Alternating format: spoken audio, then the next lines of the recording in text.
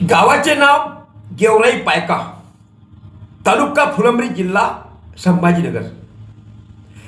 आणि या जिल्ह्यातील गेवराई पायका येथील सरपंच मंगेश साबळे. मंडळी, या मंगेश साबळेला तळीपारीची नोटीस 4-5 दिवसा अगोदर काय आली आणि त्यानंतर तळीपारीच्या नुसतं नोटीशीला उत्तर देताना मंगेश साबळेंनी आपला संपूर्ण इतिहासच सांगून टाकला. आंदोलक म्हणून आपण काय आतापर्यंत कामं केलीत, सरपंच म्हणून आपण आपली किती जबाबदारी निभावली, भ्रष्ट अधिकाऱ्यांना आपण किती नाकी नऊ आणलं आणि त्यांना किती जेरीस आणलं आणि त्याही जेरीस आणता आणता त्यांच्या वरिष्ठ जे असतील त्यांना सुद्धा जेरीस आणण्याचं काम आपण कसं केलं. आणि म्हणून अशा परिस्थितीत त्या भागामध्ये एक वेगळं आंदोलक किंवा एक आंदोलक स्वरूप या सरपंचाच्या निमित्तानं तयार होत असतानाच आता पोलिसाच्या अधिकाऱ्यांनी त्यांना कलम 56 नुसार तळीपारीची नोटीस दिली. मंडळी, हे साहजिक आहे. आमच्याही जीवनामध्ये या तळीपारीच्या नोटीसला आम्हाला 1-2 वेळा सामोरे जावं लागलं. सामाजिक कार्य करताना अनेक वेळा अधिकारी तुमचं ऐकत नाहीत किंवा त्यांना ते करायचं नसते. तर कधी कधी लोकप्रतिनिधीचा दबाव त्यांच्यावर असते आणि ते लोकप्रतिनिधी त्यांना सांगतात की तुम्ही ते करू नका. आंदोलकांनी कितीही हल्ला करू द्या, मोर्चे काढू द्या, उपोषण करू द्या, टावरवर चढू द्या, झाडावर चढू द्या, काय रस्ते अडवू द्या, पण ते करायचं नाही. आणि त्यामुळे साहजिकच आंदोलक हा वाढत जाते आणि अधिकाऱ्यांमध्ये सुद्धा त्या व्यक्तीबद्दल एक घबराट निर्माण होते.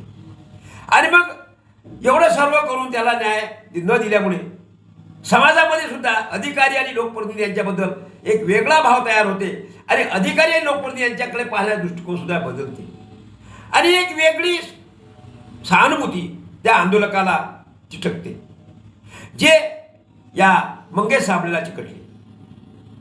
मराठा आंदोलक मनोज जरांगे यांच्या सोबतीला राहिलेला हा युवा सरपंच आणि त्यांनी केलेली जे काही आंदोलन राज्यव्यापी, त्यामुळे मंगेश साबळे हा राज्यभर चर्चित असा व्यक्ती आहे. आणि आपल्या गेवराई पायका या लहानशा खेड्यागावातील नागरिकांना न्याय देता देता त्याने जे काय केलं, आपले वयाची 28 वर्ष 28-30 पर्यंत गावाचा सरपंच, तरुण तळपदार सरपंच राहत असताना त्यांनी आपल्या गावातून जे काही प्रेम मिळवलं, लोकांचं प्रेम मिळवलं, विकासाची अनेक कामं आपल्या गावात आणली, करून घेतली, खेचून आणली. आणि हे सर्व केल्यामुळे साहजिकच गेवराई पायका या गावामध्ये मंगेश साबळे यांच्याबद्दल एक आदर आहे. आणि असा आदर असताना आणि ज्याला लहानापासून आता सरपंच होईपर्यंत ज्यांनी पाहिलेलं आहे, ज्यांच्यासोबत तो राहिलेला आहे किंवा जे त्यांचे ज्येष्ठ आहेत त्यांनी त्याला सुद्धा अनुभवलेला आहे, पाहिलेलं आहे, असे ज्येष्ठ श्रेष्ठांचा एक मोर्चा काल पोलीस स्टेशनमध्ये जाताना दिसला. आणि त्या पोलीस स्टेशनमध्ये थोडके नव्हे तर जवळपास 700 ते 800 नागरिक हे त्या गेवराई पायका आणि परिसरातून आमचा मंगेश हा असा नाही, तुम्ही जे काही 2 आरोप पोलिसांनी त्याच्यावर तयार केलेले आहेत, जे बनावट वाटतात किंवा बनावटच आहेत, ते बनावट आरोप सिद्ध करून द्या. मंडळी, या प्रकरणामध्ये ज्या पोलिसांनी याच्यावर गुन्हे दाखल करून घेतले ती पोलीस यंत्रणा मात्र चांगली अडचण झाल्याशिवाय राहणार नाही. कारण हा नागरिकांचा हक्क आहे, अधिकार आहे की ज्या कोणी फिर्यादीने मंगेश साबळेवर गुन्हा दाखल केला की याने हे तिथं बसले होते, मग त्यांनी मला बोलावलं, त्यांनी मला पैसे मागितले, माझ्या कानफटीत मारली आणि माझ्या खिशातून 30,000 रुपये घेतले, दुसरी सुद्धा त्या स्वरूपाची काही अशी तक्रार आहे. ह्या दोन्ही तक्रारीतले फिर्यादी अज्ञात आहेत. मंडळी, अज्ञात. माझा अज्ञात फिर्यादी आहेत असं त्या नोटीसमध्ये आहे. तर कोणीतरी व्यक्ती पोलीस स्टेशनमध्ये गेला असेल, तिथे त्यांनी तक्रार केली असेल की मंगेशने आम्हाला अशा पद्धतीने म्हटलं, त्यानं तिथे लेखी तक्रार केली, त्याची नोंद झाली. त्यामुळे तो तक्रार करता कोण आहे हे तर आता यांना पोलिसांना सामान्य लोकांसमोर किंवा नागरिकांसमोर सांगावं लागेल.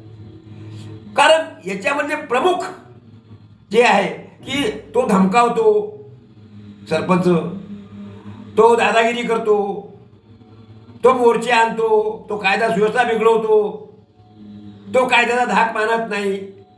आणि अशा परिस्थितीत आता खंडण्या सुद्धा मागतो, लोकांना बोलावतो, दारू पितो. अशा विविध स्वरूपाची गुन्हे दाखल झाली म्हणजे त्या मंगेशचं चरित्रहनन या निमित्तानं केले जाते. आणि एवढी वादग्रस्त व्यक्ती ही कायदा आणि सुव्यवस्था जुमानू शकत नाही, म्हणून यांना 2 वर्षासाठी आपल्या जिल्ह्याच्या बाजूचे जे जिल्हे आहेत, जालना किंवा बाकी दुसरे जिल्हे असतील, त्या जिल्ह्याच्या बाहेर तडीपार करावं अशा पद्धतीचं एक प्रेमपत्र, मी त्याला प्रेमपत्र म्हणेल. मंगेश साबळेंनी एवढं दरदरून जाण्याचं काम नाही मंडळी. पोलीस हे काम करतातच.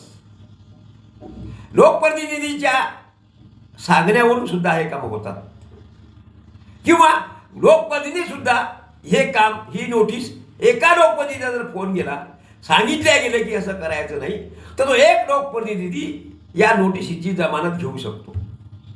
इथे तर गेवराई पायक्यातील 500 ते 700 लोक तिथं गेले आणि त्यांनी सांगितलं की आम्हाला आमचा सरपंच हा असा नाही. तो सरपंच झाल्यामुळे त्यांनी गावामध्ये किती विकास कामं आणले, त्यांनी कसे कामं केले, आणि त्यामुळे त्याची ग्वाही हे ते गाव देत आहे. पण आता एक इंजेक्शन पोलिसांमार्फत या सरपंचाला मिळालेलं आहे. म्हणजे चळवळीमध्ये आंदोलकांना हे इंजेक्शन पोलीस फार लवकर देतात.